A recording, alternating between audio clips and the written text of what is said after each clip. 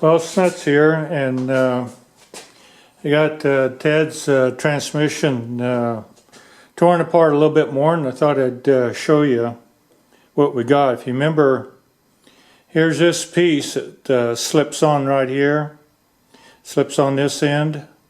I showed you another video what's going on there, and then you can see here's the chain sprocket. You know, this whole thing used to be right into here. There's the bearing that rides right in there. So on the far end down here, what I had to do is put this in my hydraulic press, and on this end pressed it out, because this bearing right here is pretty doggone snug.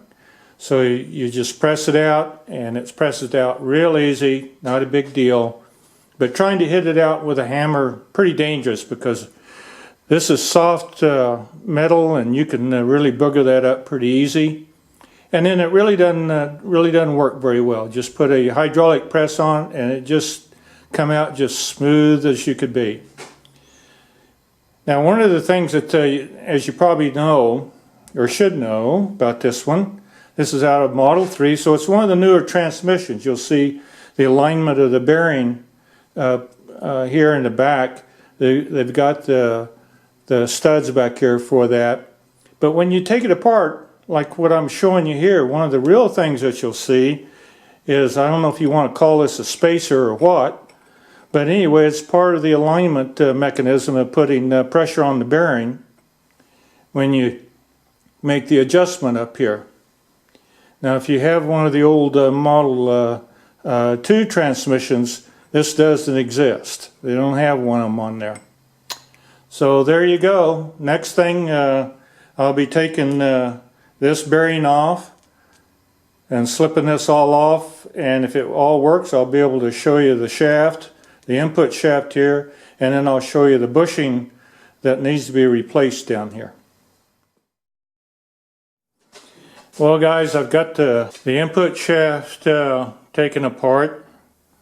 There's this bearing right here. Should be slipped right up here, up against that. Now, that bearing is one of my other bearings. The real bearing that was there is in pieces in my shop dustbin. I never have any luck getting those off. In other words, I wind up having to cut them off.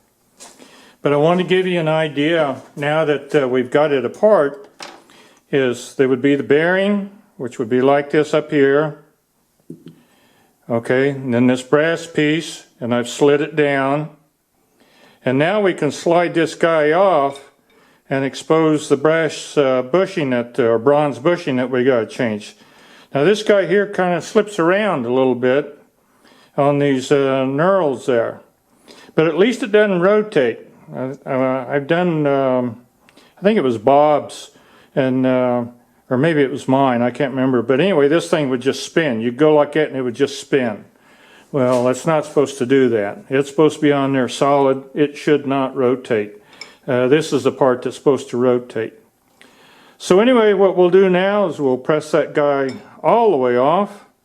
Take this out, take this out. We'll put a new one in, slip it up there, get it the proper size, and then we'll put it on just like or at least from adjustment, just like John says in the article that he wrote.